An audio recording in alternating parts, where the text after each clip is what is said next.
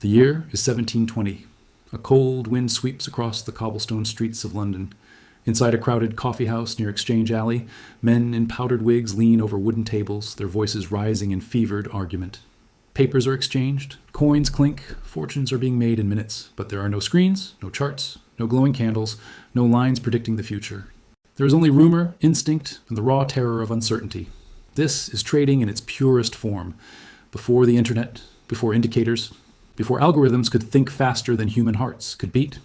In this world, every decision was made in near total darkness, and the consequences were written not in pixels, but in blood, sweat, and the collapse of empires.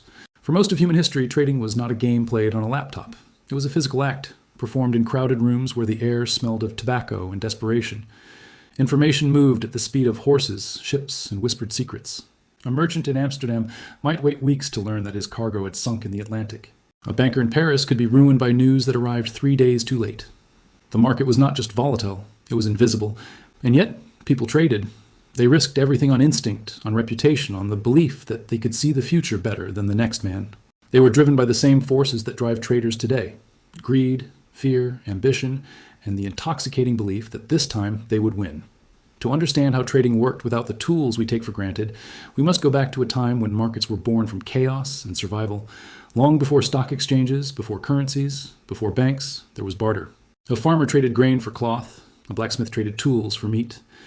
But barter had a fatal flaw. It required a double coincidence of wants. You needed something I wanted, and I needed something you wanted at the exact same time. It was slow, inefficient, fragile. So humans invented something better: money. With money, value could be stored, carried, and exchanged without perfect timing. And with money came markets, places where people gathered to buy and sell. And where there were markets, there was speculation. Because humans do not simply trade to survive. They trade to win, to get more than the next person, to predict the future and profit from it. By the 1600s, the world's first stock exchanges had begun to appear. In Amsterdam, in London, in Paris, traders gathered in designated spaces to buy and sell shares in companies. These were not shares in the modern sense. They were pieces of ventures, shares in ships sailing to the East Indies, shares in colonies, shares in monopolies granted by kings. The companies were real, but the value was imagined. And imagination, as history would prove, is a dangerous fuel for markets. The Dutch East India Company became the world's first publicly traded corporation. Investors could buy shares and hope the company's ships would return from Asia laden with spices, silk, and gold. But the ships took months to arrive. Sometimes they never came back at all. Pirates, storms, disease, war. The risks were enormous. And yet, people bought, because the rewards, when they came, were staggering. In this world, trading was not about charts or technical analysis. It was about trust, reputation, gossip. A trader's edge came from knowing someone who knew someone who had heard something. Maybe a ship had been spotted off the coast. Maybe a war had ended. Maybe a king was about to grant a new charter. Information was currency, and those who had it first could profit before the rest of the market even knew what had happened. But this system had a dark side, because when information is scarce, lies become powerful. Rumors could move markets just as easily as truth.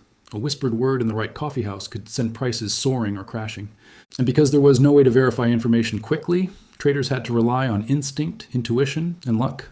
They were gambling not just on the future, but on whether the present they believed in was even real. The coffee houses of London became the nerve centers of trading. Men gathered there, not just to drink, but to exchange information, to make deals, to spread rumors. Each coffee house had its own character, its own clientele, its own specialty. Lloyd's Coffee House became famous for maritime insurance. Jonathan's Coffee House became the heart of stock trading.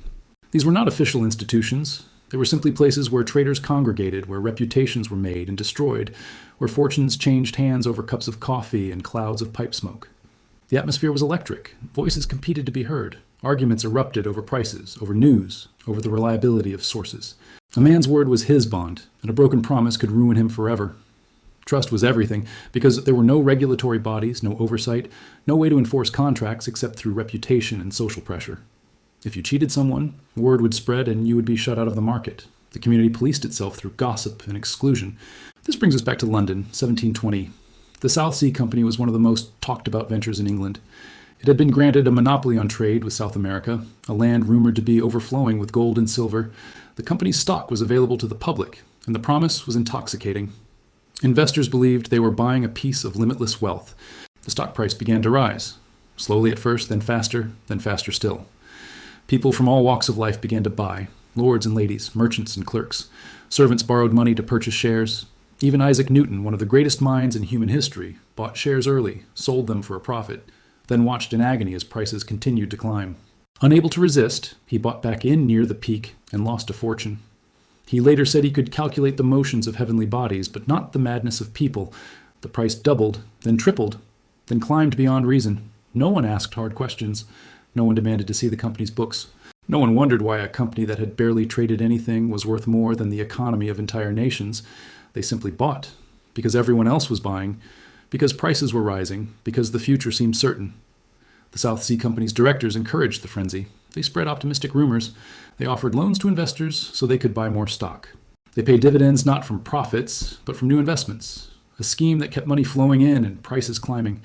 It was a house of cards, but no one wanted to see it, because everyone was winning, everyone was getting rich, and the belief that it would last forever felt more real than any warning.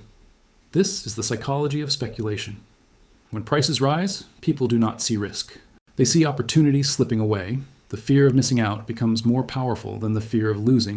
And in 1720, there were no indicators to warn them, no moving averages, no RSI, no Fibonacci retracements. There was only the feeling in the room, the momentum of the crowd, and the desperate hope that the story would last just a little longer. But stories always end. By the summer of 1720, a few skeptical voices began to ask uncomfortable questions. Where was the gold? Where were the trade routes? Where was the evidence that the South Sea Company could deliver on its promises? The question spread, confidence wavered, and then, like a rope pulled too tight, it snapped. The price collapsed. In weeks, fortunes that had taken months to build evaporated. Investors who had borrowed to buy stock found themselves drowning in debt. Families were ruined. Suicides followed. The bubble had burst, and the wreckage was everywhere. Parliament launched investigations. Directors were arrested. Assets were seized. But the damage was done. Trust in the market was shattered. The South Sea bubble was not unique. Decades earlier, the Dutch tulip mania had unfolded in almost the same way. A century later, the crash of 1929 repeated the pattern on a global scale. Different centuries, different markets, same emotions, same ending. Trading without the internet or indicators meant trading in the dark. It meant relying on rumor, intuition, and the behavior of others, but in some ways it was more honest. Traders knew they were guessing. They knew risk was unavoidable. They did not believe tools could save them. Today we have charts, data, algorithms, and instant information. Yet the same bubbles form, the same crashes occur. Because the tools have changed, but the people have not. Fear and greed still rule. The crowd still overpowers logic.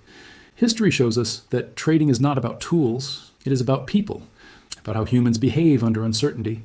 The traders of the past understood this deeply. They stood exposed in the market with no illusion of control. And that truth remains. Trading is not the mastery of indicators. It is the humility to accept what cannot be known. The men in coffee houses understood it. The traders of today often forget it.